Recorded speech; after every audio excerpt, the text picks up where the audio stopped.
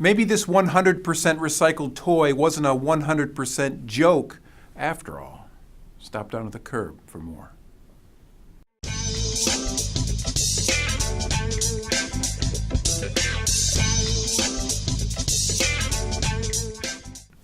Hello, I'm Waste and Recycling News Editor John Campanelli.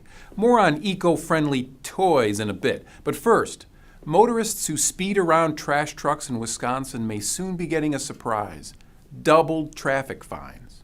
Wisconsin Representative John Jagler has proposed legislation forcing drivers to slow down to get around collection vehicles, giving sanitation workers the same protection as cops and firefighters. The bill was inspired by Jagler constituent and trash collector Mark Friend, who last year met and urged then-candidate Jagler to examine collection worker safety. In January, Friend nearly died when a car struck him on the job and pinned him against his trash truck. Friend, a former Marine, had to have his leg amputated. That's when Jagler began working on the law. Assembly Bill 159 was formally introduced last week with 26 co-sponsors. If passed, Wisconsin would join Michigan as the only states with slow down to get around laws. In other news, Robin Nagel has one of the coolest jobs in New York City.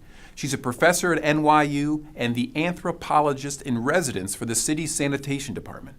She's worked behind city trucks and driven them on routes. Her new book, Picking Up on the Streets and Behind the Trucks with the Sanitation Workers of New York City, tells the story of the Big Apple's trash, its history, and the guys and women who make up New York's strongest. She also has a thought or two about how trash workers can start getting the respect they deserve. Here she is talking to Waste and Recycling News. I would love to see pop culture references to sanitation workers where they are the good guys, they are the heroes, they are the ones that you want to see arrive on the scene. They're the ones that you are proud to have your daughter or your son marry. They're the ones who, I think it's more than PSAs and more than slogans. There has to be a ground-up recalibration of how they are portrayed and depicted. Finally. Okay. This one's going to be tough to get through. And I'm really sorry when this offends some viewers. The gasm was supposed to be an April Fool's joke from Swedish sex toy maker Lalo. But the company announced it on March 28th, and the media, always easily fooled, reported it as real news. What is the gasm? It's the world's first eco-friendly, self-assembled vibrator. It's made from wood pulp and recycled tires and is powered by a hand crank battery. It lets you, quote, enjoy powerful pleasure with minimal environmental impact.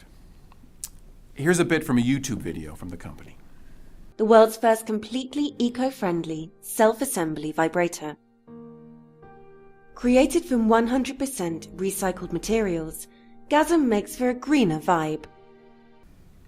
Not only was the media fooled by the prank, but the Gasm struck a nerve and created a serious buzz. People wanted to buy it. Now the joke is no longer a joke.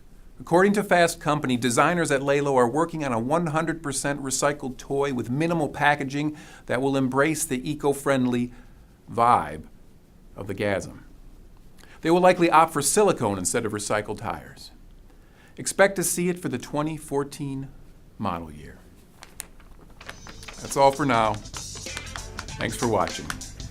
We'll see you next week at the curb.